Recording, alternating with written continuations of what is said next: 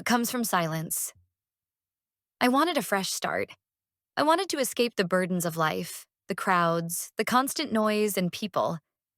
That's why the idea of a cabin at the edge of the forest, though it sounded eerie, felt like a promise of peace. Retreating into silence wasn't just about escaping sounds. It was about silencing the shadows of the past as well. Sirtlakaya Forest. Even on a map, it's hard to locate. The only trail leading there had been closed months ago. But the old man who rented me the cabin said it was still standing, with everything inside just as it was. He looked into my eyes and said, "You won't stay long, but go on, give it a try."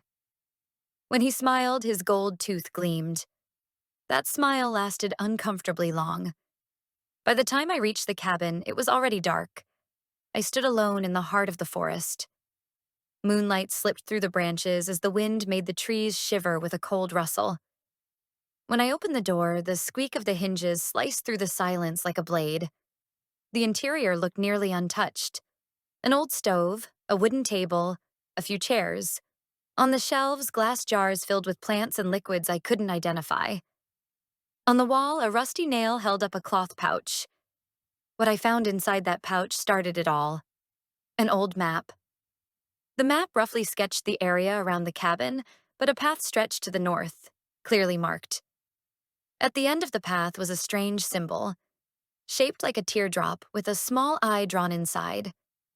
On the back of the map, in faded ink, it read, "Walk north. Go beyond the silence." At first, I thought it was a joke.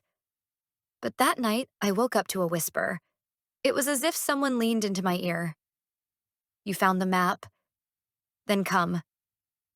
I jumped out of bed. The cabin door was still shut. Not even the wind stirred. But something inside me insisted.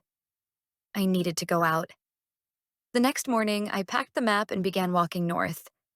There was no clear path, but between the trees, it was as if a line only I could see was guiding me. With each step, the forest grew quieter. Even the birds fell silent. Everything seemed to be waiting. The first strange encounter was by a broken wooden hut. It looked abandoned, yet a faint light shone inside. I stepped closer, peered through the dusty window.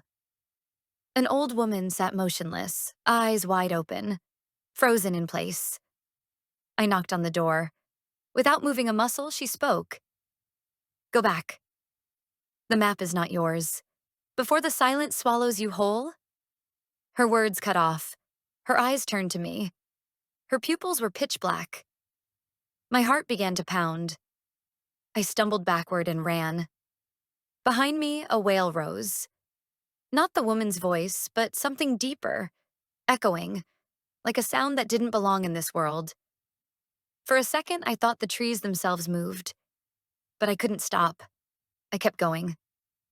Days passed. As I drew closer to the marked symbol on the map, nature began to change. The leaves turned black. The sky remained perpetually gray.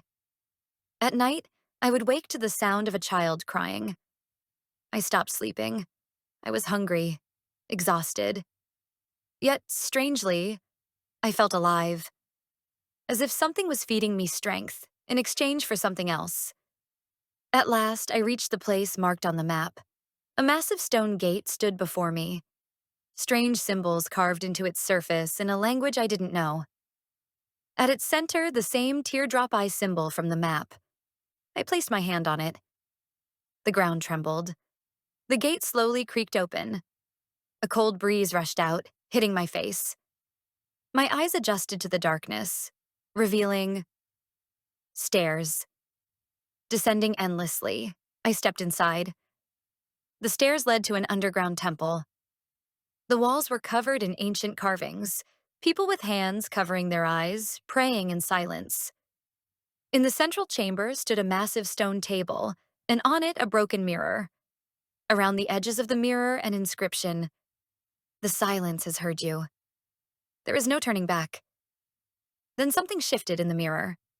I saw myself, but it wasn't me. My eyes were darker. My lips weren't moving, but I heard a voice.